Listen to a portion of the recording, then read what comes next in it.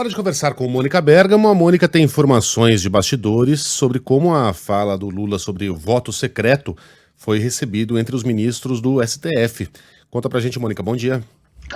Oi, Megali, bom dia a todos. Bom, essa sugestão do presidente Lula de tornar o voto dos ministros do Supremo Tribunal secreto, né, ela foi criticada em todo lado, né, foi criticada no Congresso, foi criticada no próprio Palácio do Planalto e foi criticada no Supremo Tribunal Federal.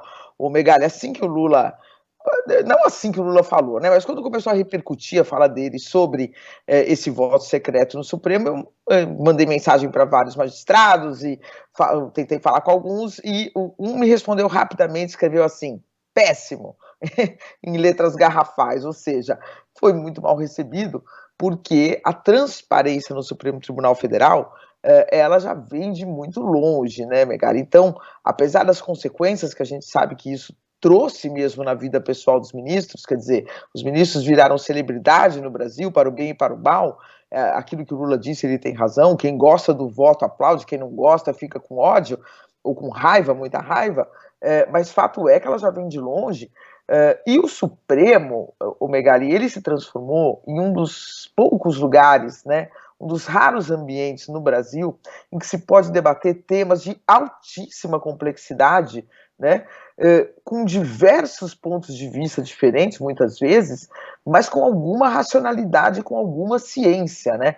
Quando houve o debate, por exemplo, sobre o uso de células-tronco na medicina, tinham questões religiosas envolvidas, tinha ministros muito religiosos, apesar de a questão ser constitucional e jurídica, mas que externavam esse ponto de vista, e o debate foi muito rico, foi demorado, foi lento, mas foi superado, e hoje elas são, é permitido esse uso, né? A coisa do casamento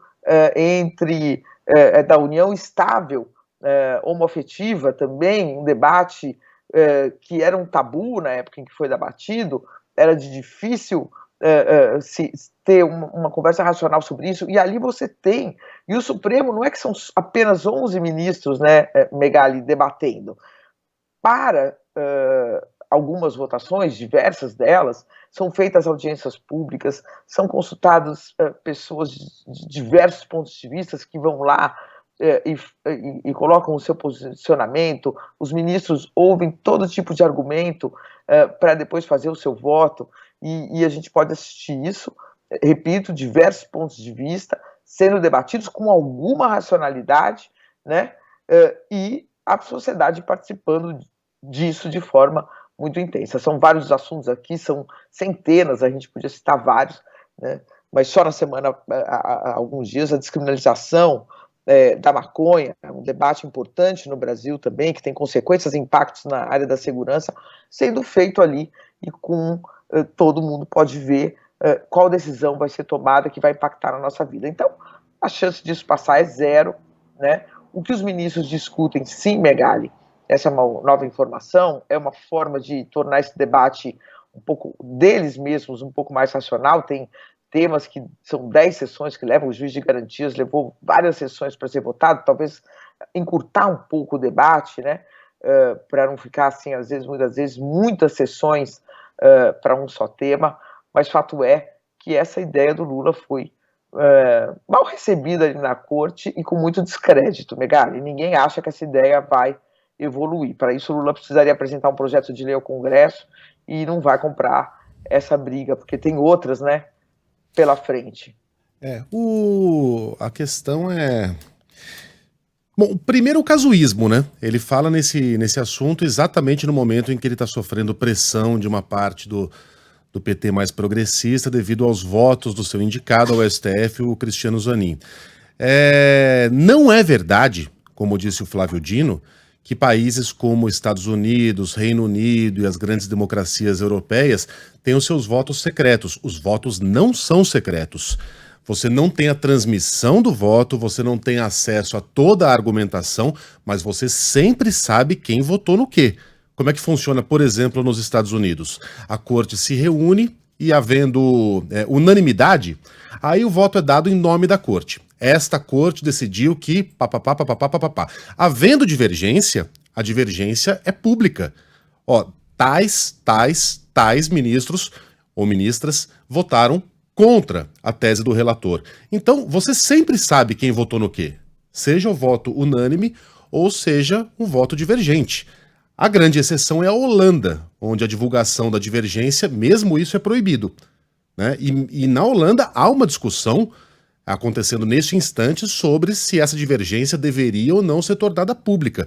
Então esse negócio aí de cada ministro colocar o seu votinho numa urna, a gente vai lá e conta e vê quem ganhou, não é assim que funciona. Não é assim que funciona, não, nas grandes democracias. Agora, com a tese de você não ter acesso a toda a argumentação, televisionar aqueles votos longos, chatos, em que fica lá o ministro se achando popstar, demonstrando toda a sua sabedoria, toda a sua capacidade argumentativa. Acho que essa é uma discussão saudável que a gente pode ter. Acho que a gente pode ter uma corte, viu, Mônica, mais funcional, adotando esse sistema americano aí, de saber quem votou no quê e ponto final.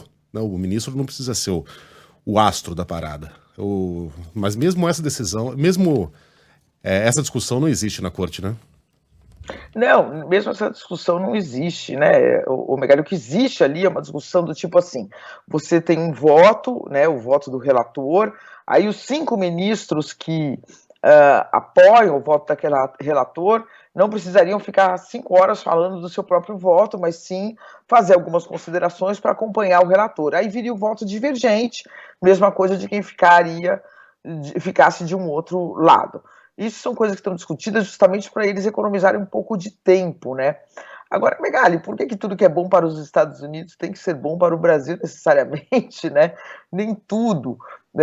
Então, eu acho que, por exemplo, quando você vê um debate sobre a descriminalização da maconha, e isso é transmitido, e isso depois é transmitido pelos noticiários, tem muitos dados ali que ajudam a sociedade a entender por que aquela decisão está sendo tomada. Você imagina uma decisão como essa, Megali, eles se fecham, ali os 11, ninguém fica sabendo o que está sendo debatido. Olha, foi aprovada a descriminalização da maconha, tá bom? Tá bom, tchau. É assim, né? Quer dizer, é importante, é bom, é saudável que as pessoas vejam o debate para entenderem os argumentos. Aquilo ali tem toda uma lógica, um estudo sólido, né, de anos e anos e anos, que está sendo considerado pelos magistrados para chegar a esse ponto, né?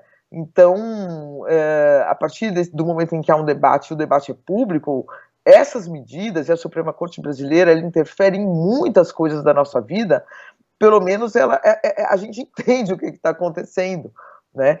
Eu acho que,